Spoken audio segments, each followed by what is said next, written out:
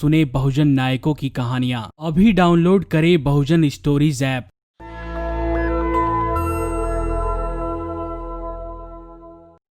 Patreon और अन्य माध्यमों से नेशनल दस्तक का सहयोग करने वाले सभी दर्शकों का बहुत बहुत शुक्रिया। आपके सहयोग से ही बहुजन मीडिया को नई ऊंचाई मिल रही है और मनोबल और अधिक बढ़ रहा है। आशा है आगे भी आप हमें ऐसे ही सपोर्ट करते रहेंगे। धन्यवाद। दुनिया भर के जो देश कोरोना से प्रभावित हैं, उन सबको कोरोना की वैक्सीन का इंतजार है।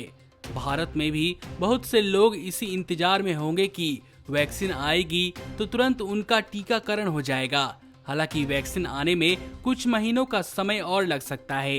विश्व स्वास्थ्य संगठन की बात करें तो कोरोना की वैक्सीन आने में करीब 8 से 9 महीने लग जाएंगे।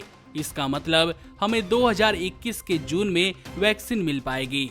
लेकिन रूस में तो 12 अगस्त को वैक्सीन का पंजीकरण भी होने जा रहा है।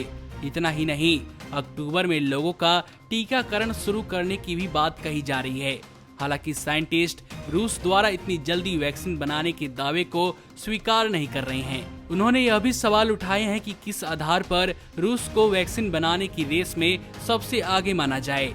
वहीं सवाल यह भी उठ रहे हैं कि देश में वैक्सीन आने पर किसको इसका सबसे पहले लाभ मिलेगा।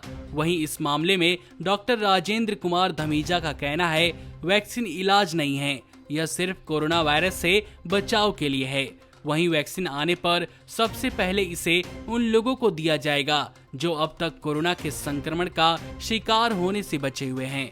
डॉक्टर धमीजा ने कहा कि वैक्सीन वायरस से एक बचाव है, इलाज नहीं। जब वैक्सीन आएगी तो सबको दी जाएगी, लेकिन सबसे पहले उन्हें बचाना है जो संक्रमित नहीं हुए हैं। इसके अलावा पहले डॉक्टरों को, स्वास्थ्य कर्मियों को और बुजुर्गों को वैक्सीन दी जाएगी। हालांकि वैक्सीन कैसे देनी है यह तो आने के बाद ही पता चलेगा। हालांकि कुछ दिनों पहले प्रधानमंत्री मोदी ने कहा था कि देश में वैक्सीन आने पर सबसे पहले स्वास्थ्य कर्मियों का टीकाकरण किया जाएगा। वहीं पिछले दिनों विश्व स्वास्थ्य संगठन ने वैक्सीन को लेकर दुनिया को चेतावनी दी थी।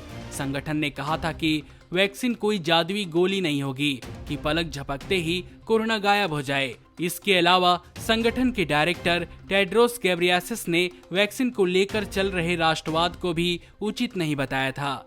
विश्व स्वास्थ्य संगठन ने कहा था कि कुछ बड़े देश यह न सोचे कि वैक्सीन आने पर पहले खुद को ठीक करेंगे। अगर ऐसा होता है तो कोरोना पर काबू नहीं पाया जा सकता। हम वैश्विक दुनिया में रह रहे हैं, इसलिए कोरोना से लड़ने के लिए सभी देशों को एक साथ मिलकर चलना होगा और यह लड़ाई काफी लंबी होगी। नमस्कार।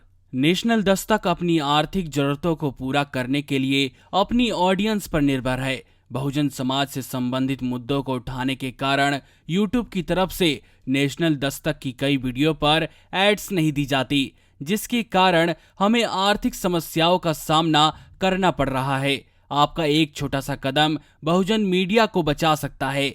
आपके सहयोग और सहायता के कारण ही हमने अभी तक यह मुकाम हासिल किया है। नेशनल दस्तक को आप पैट्रियन के जरिए सपोर्ट कर सकते हैं। इसके साथ ही आप अन्य माध्यमों जैसे यूपीआई, गूगल पे, डेबिट कार्ड, वॉलेट, फोन पे आदि से भी हमारी मदद कर सकते हैं, जिसका लिंक वीडियो के नीचे डिस्क्रिप्शन में डाल दिया गया है। पैट्रियन पर आप हमें प्रतिमाह $2 यानी 140 रुपए प्रतिमाह से हमारे साथ जुड़ सकते हैं। दूसरे माध्यमों में राशि की कोई सीमा नहीं है। आपके सहयोग से ही बहुजन मीडिया को एक नई दिशा मिली है और इसे अभी एक नए मुकाम तक लेकर जाना बाकी है, जो आपके साथ के बिना संभव नहीं है। आपसे डायरेक्ट फंडिंग से हम आपके अधीन हो जाएंगे और एक स्वतंत्र मीडिया के तौर पर समाज की आवाज को बुलंद कर पाएंगे। धन्यवाद। नेशनल दस्तक को देखने वालों से अपील है कि वह नेशनल दस्तक के सपोर्टर फॉर्म को भरें ताकि हम सीधे आपसे जुड़ सके। नेशनल दस्तक की आपसे गुजारिश है कि अगर इसको बचाना चाहते हैं तो नेशनल दस्तक को सब्सक्राइब करने के लिए रेड कलर के सब्सक्राइब बटन को दबाएं, फिर बेल आइकन की घंटी दबाएं। नेशनल दस्तक को बचाने के लिए बहुत जरूरी है कि हर खबर को शेयर करें, लाइक करें, कमेंट जरूर करें।